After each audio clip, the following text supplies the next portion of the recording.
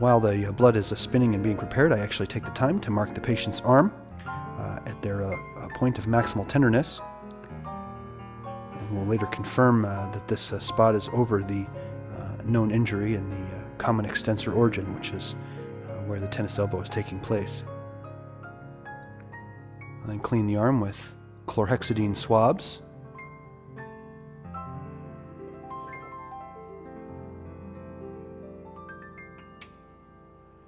Now we're going to put in some numbing medication to ease the discomfort of the coming injection. The injection that I'm doing now is strictly 1% lidocaine without epinephrine. I've asked my nurse to spray some cold numbing spray on the skin prior to the injection, which helps the initial bite.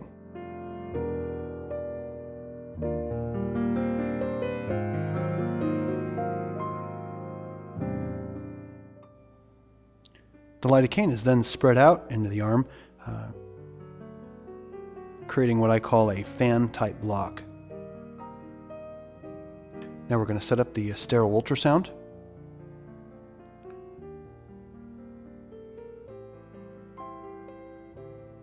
This is a long plastic bag, and the nurse has to squirt some ultrasound gel into the bottom of that so that there's no air between the ultrasound probe and the bag itself. Place a few rubber bands on the end of that to hold everything in place and smooth out any air bubbles.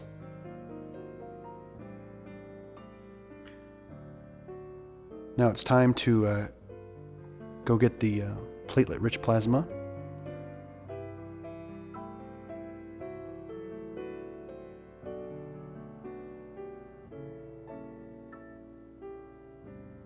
You can see that it is much lighter than whole blood. This is a very nice sample. Some sterile ultrasound jelly is then placed over the injection site.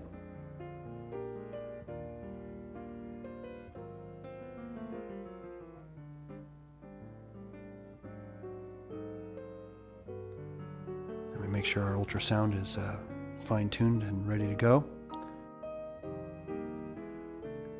Now I'd like to point out a few anatomical landmarks on the ultrasound screen. This area that I'm showing, the dark area, is the actual known tear in the common extensor origin. The bright white band is the bone, and that's actually the lateral epicondyle. Above it is the tendon that looks like a river. This is the radial head and the joint between the proximal radius and the humerus. The needle's then placed under the skin, and I'll follow that down on ultrasound right into the area of injury. You can see my needle is now entering right into the area of injury in the common extensor origin. That flash that you just saw was me injecting the first bit of platelet-rich plasma, and you'll notice that my nurse captured an image of that on the ultrasound machine while I was injecting. Now you'll see that I spread this injection out through the common extensor origin, and you'll see the bright straight line coming down from the top left of the screen. That's my needle. It's a very straight line. You'll see that moving. That's the needle tip.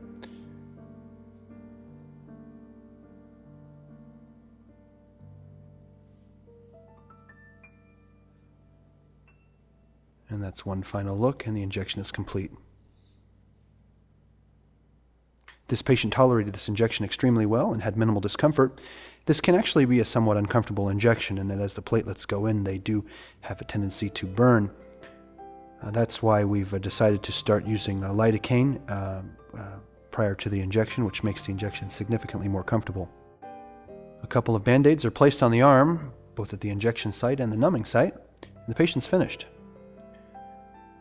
After all tennis elbow injections, we place our patients into a wrist immobilizer splint. This helps protect the common extensor origin, which actually controls extension of your wrist.